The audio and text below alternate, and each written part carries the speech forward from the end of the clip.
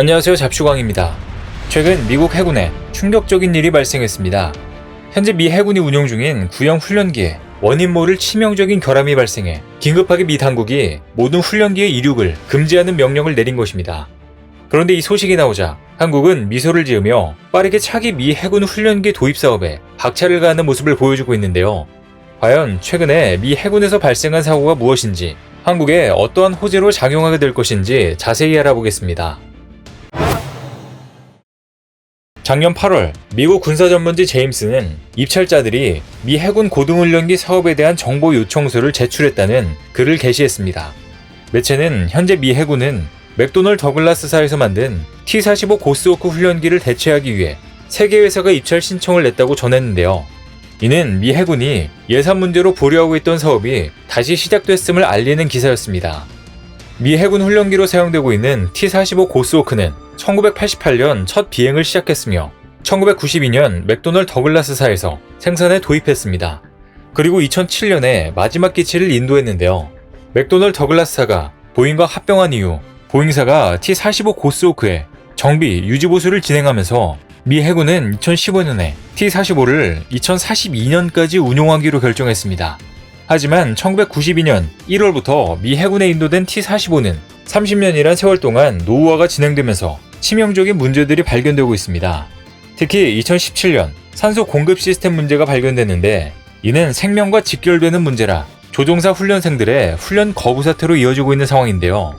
미 해군 소속 조종사와 비행 교관들은 T-45 시 탑승을 거부하는 단체 행동을 벌이기도 했습니다. 당시 발견됐던 시스템 문제에 대해서 유지보수를 맡은 보잉사는 근본적인 원인 파악이 힘들다고 결론을 내렸는데요. 사태의 심각성을 인지한 미 해군은 2023년부터 미 해군 차기 훈련기를 도입할 계획이 있었으며 2028년까지는 전력화하는 계획을 진행 중에 있습니다.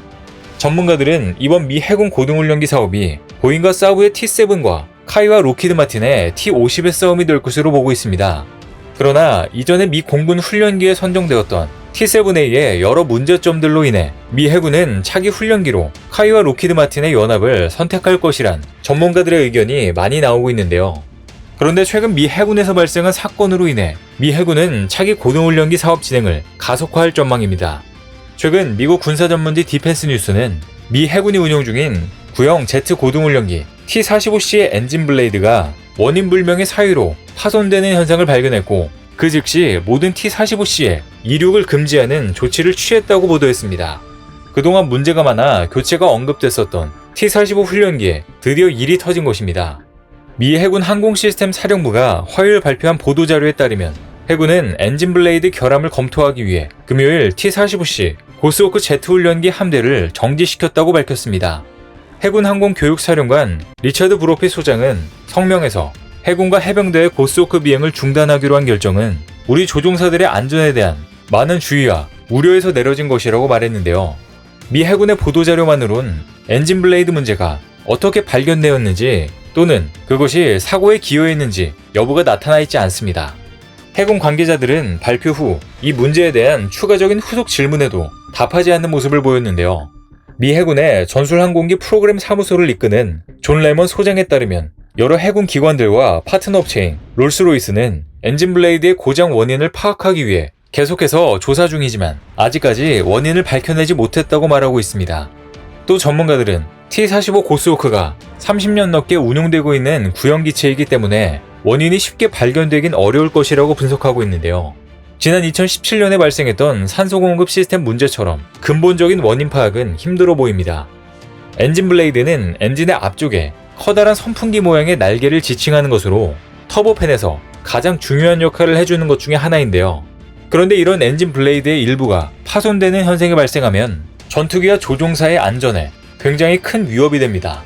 전투기가 공격적 초음속 상황에 진입하게 되면 캐노피 전방 기수 부분이나 덕트가 지니고 있는 구조상의 특징으로 인해 충격파가 자주 발생하고 그 결과 진동이 생길 수 있습니다. 이때 진동으로 떨어져 나간 볼트나 작은 부품들이 엔진에 흡입되게 되면 엔진 블레이드를 파손시켜 파편을 만들게 되고, 이 파편들이 엔진 안쪽으로 들어가 엔진 전부를 고장나게 할 수 있다는 것입니다. 즉 이렇게 되면 전투기가 그야말로 고철덩이가 되는 것으로 활공 비행도 불가능하며 그대로 하늘에서 지상으로 자유낙하하게 되는 것인데요. 조종사들이 훈련을 거부할 만도 합니다. 이 때문에 한동안 조용했던 미 해군 고등훈련기 도입 사업이 다시 떠오르고 있습니다. 약 200대의 훈련기를 확보하는 것이 목표인 이번 미 해군 고등훈련기 도입 사업은 예산 문제로 묻히는 듯 보였으나 올해 들어 다시 사업 진행이 가속화되고 있는데요. 여기에 입찰한 3개 회사는 보잉과 사브, 카이와 로키드 마틴, 그리고 이탈리아의 레오나르도입니다. 이들이 제시한 기종들은 미 공군 훈련기 사업에서 한 차례 부딪힌 경험이 있어 이번 미 해군 고등훈련기 수주전에서도 3개의 이목이 집중되고 있는데요. 전문가들은 이번 미 해군 고등훈련기 도입 사업은 지난 미 공군 훈련기 사업과는 달리 한국의 T-52 이번 수주전에서 우위를 점한다는 의견도 있어 흥미롭게 다가오고 있습니다. 카이는 지난해 미 해군 훈련기 교체 사업에 출사표를 던졌습니다. 미 해군 신규 훈련기로 채택되기 위해 기본형 T-50A 항공기를 수정했다고 밝혔는데요. 미 해군은 신규 훈련기로 사출 좌석이 있는 복저형 훈련기와 훈련을 진행하기 위해 14,400시간의 수명과 43,200회의 랜딩 수명을 요구하고 있는 것으로 전해졌습니다. 여기에는 연간 운용시간 400시간과 1,200회의 육상 캐리어 랜딩, 45회의 터치 연고 훈련이 포함됐습니다. 또 항공모함 운용 환경을 고려해 항공기가 높은 강하율로 착륙하는 과정을 평가하고 자동 지상 충돌 회피 시스템과 같은 첨단 기술의 유무도 체크할 예정입니다. 아울러 미 해군은 41,000피트 고도에서 비행과 시속 1111km 이상의 속도로 운항할 수 있길 원하고 있는데요. 일단 이탈리아 레오나르도의 M346은 과거 여러 번 추락한 이력이 있으며 회사 내부 사정도 뇌물, 자금 유통 등 경영상의 문제로 인해 미국 훈련기로 선정되기 어려울 것이라고 전망하고 있습니다. 스펙도 T-50에 비해 많이 떨어집니다. 사실 최대 속력 또한 아음속에 있기 때문에 미 해군에서 초음속 조항을 붙였으면 입찰 시도조차 못할 뻔한 기종이었습니다. 그래서 한국의 유일한 경쟁자는 지난 미 공군 사업에 선정되었던 T-7A를 만든 보잉이 유일합니다. 보잉도 T-7A를 해군에서 운용할 수 있도록 개조해 T-7B를 제안할 것으로 선언했습니다. 그런데 관련 업계에서는 해군 훈련기 도입 사업에 오히려 까다로운 조건 때문에 현재 여러가지 결함이 발견된 보잉의 훈련기보다는 카이가 유력하다는 반응을 보이고 있습니다.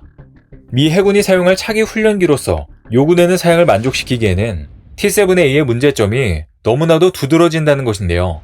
미 공군 훈련기로 선정된 T-7A는 3D 프린터로 찍어내면서 엄청나게 가격을 낮추며 철저하게 훈련기 사양에만 맞춰 제작된 기체입니다. 하지만 장점은 딱 그것뿐인데요. 미 공군은 당시 개발도 되지 않은 T-7A를 선택했다가 현재 후회만 하고 있습니다. 우선 보잉의 T-7A는 2023년 도입 예정이었지만 항공기의 치명적인 결함인 윙락 현상 발생으로 양산 일정이 계속 밀리고 있습니다. 게다가 보잉사의 이러한 인도 지연도 문제지만 T-7A를 해군용으로 사용하기 위해서는 여러가지 기체를 보호해주는 해양화 작업이 필수적인데요. 그런데 T-7A의 기체는 매우 가볍다는 장점이 있지만 함재기로서는 기골이 튼튼하지 못해 치명적인 문제가 발생할 수도 있습니다. 함재기는 항모 이착함 시 발생할 수 있는 충격을 견딜 수 있는 튼튼한 기골과 충분한 작전 행동 반경 확보가 가능하도록 많은 연료 탑재가 가능해야 합니다. 물론 미 해군의 요구사항은 완전히 착륙하거나 이륙하는 것이 아닌 살짝 찍고 가는 터치앤고 방식이라고 하더라도 이때 함재기가 받는 충격은 상당한데요. 게다가 T-7A의 공허 중량으로 봤을 때 개량한다고 하더라도 무장 탑재 능력은 F-50의 절반도 안 될 것이라는 의견도 나오고 있습니다. 또 외부 연료 탱크 장착도 불가할 것으로 분석되고 있는데요.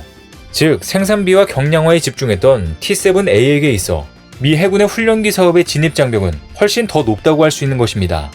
이러한 큰 설계의 변경이 필요할 수도 있는 상황인데 이러한 비용의 증가와 일정의 지연을 미 해군이 감수할지 궁금증이 생기는데요.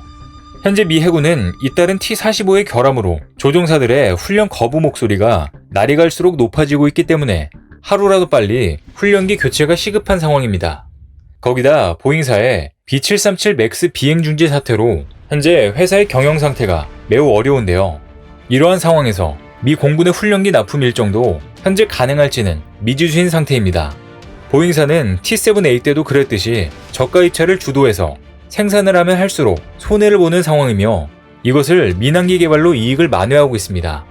보잉은 B737 사태로 77조 원의 자금 지원까지 받으며 내부적으로 상황이 매우 좋지 않습니다. 일각에서는 경영적인 측면만 보자면 이탈리아의 레오나르도보다도 심각하다는 의견도 있는데요. 이런 것 때문에 미 공군을 라이벌로 생각하는 미 해군은 미 공군이 했던 T-7A 선정 실수를 반복하고 싶어 하지 않을 것입니다. 반면 카이의 T-50은 설계 자체부터 굉장히 튼튼하게 만든 기체로 유명합니다. 기본적인 성능 측면에서도 T-50 훈련기는 다른 후보의 기종보다 가장 우수하다고 볼 수 있는데요. 훈련기라고 보기에는 성능이 상당히 우수하며 무장 장착과 레이더 기능 또한 아주 우수합니다. 여기에 T-50은 많은 파생력을 갖고 있는데요. 이 파생형들은 프로토타입만으로 존재하는 것이 아니라 우리나라에서부터 해외 각지까지 많은 수가 운용 중에 있습니다. 때문에 미 해군도 실제 전투기 같은 성능을 지닌 훈련기를 찾고 있으며 여기에 실전 검증된 기체인 FA-50이 가장 적합하다는 의견이 나오는 이유입니다. 이번에 폴란드에 수출될 48대 FA-50으로 카이는 유럽 시장까지 뚫었으며 콜롬비아, 말레이시아, 이집트 등 수출 가능성도 매우 크기 때문에 이제 규모의 경제 측면에서도 더욱 가능성을 높여주고 있는 상황입니다. 게다가 카이와 로키드 마틴은 최근 협력 수준을 전략적 관계로 끌어올리고 T-50 계열 기체를 1000대 이상 판매하도록 협력하겠다고 선언했습니다. 그리고 카이는 이번 미 해군 훈련기 사업에서 로키드 마틴과의 협업을 통해 미국이 제공한 함재기 기술 자료에 접근할 수 있고 이를 바탕으로 함재기를 설계하고 테스트할 수 있는 기회까지 얻게 될 수 있습니다.